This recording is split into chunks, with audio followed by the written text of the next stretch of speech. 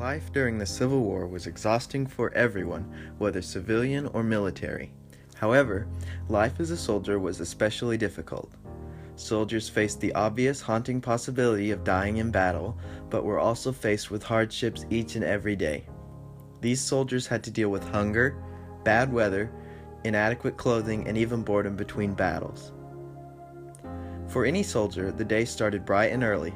Each morning started with military drills, which continued into the afternoon. This practice for battle was simply an effort to ensure each soldier knew his place in the unit so the army could fight as a group.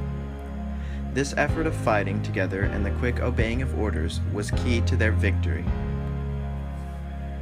When the soldiers were not doing drills, they would do chores like cooking meals, repairing their uniforms, or cleaning their equipment. In their free time, they played games such as poker or dominoes. They also enjoyed singing songs and writing letters home.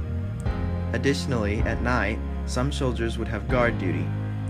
Either way, the combination of these activities made for a long and tiring day. When a soldier got hurt, they had to deal with horrible medical conditions.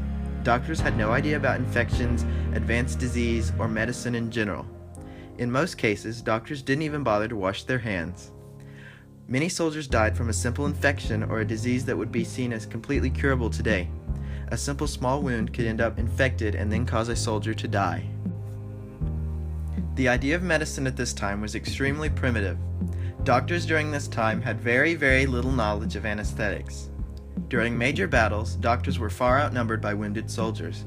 To add to this, there was very little doctors could do for wounds to the torso, but for wounds to the arms and legs, they did know what to do: amputate. And remember, this would all happen without anesthetics. There were soldiers of all ages that fought during the Civil War. The average age, though, was around 25 years old. The minimum age to join the army was 18. However, it is thought that many young boys lied about their age. As a result, by the end of the war, there were thousands of soldiers that were as young as 15 years old. In the war, many of the soldiers were often hungry. They ate mostly something called hardtack, hard crackers made from flour, water, and salt.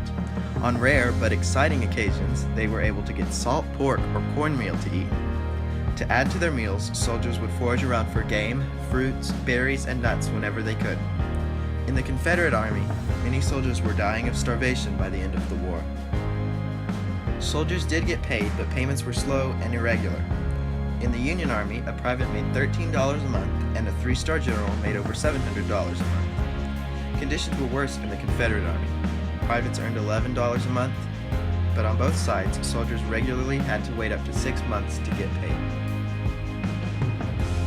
So, if you think life for a soldier was bad, life as a prisoner was worse. Conditions were so bad that thousands of soldiers died while being held prisoner. Over the course of the war, around 400,000 people were taken prisoner. The rules of war stated that prisoners had to be treated humanely. Both sides did attempt to comply, but it was really a challenge for armies that were struggling with their own soldiers. Many prisoners died of disease such as smallpox, or most often from illnesses related to substandard sanitary conditions, contaminated food and water, poor nutrition, and from lack of proper clothing and shelter. Medical care, which was already strained in each army's own hospitals, was even more scarce for enemy prisoners. Some soldiers killed each other or themselves under the pressure of prison life. The Civil War also significantly affected the lives of American women. A handful of women disguised themselves as men and joined the fight. Others served as spies or as nurses. However, many took the roles at home after their husbands, brothers, and fathers joined the army to fight. As you can see, the Civil War affected people all across America, North and South, Union and Confederate, men and women. Lives were turned upside down for many people, and for some would never be the same again.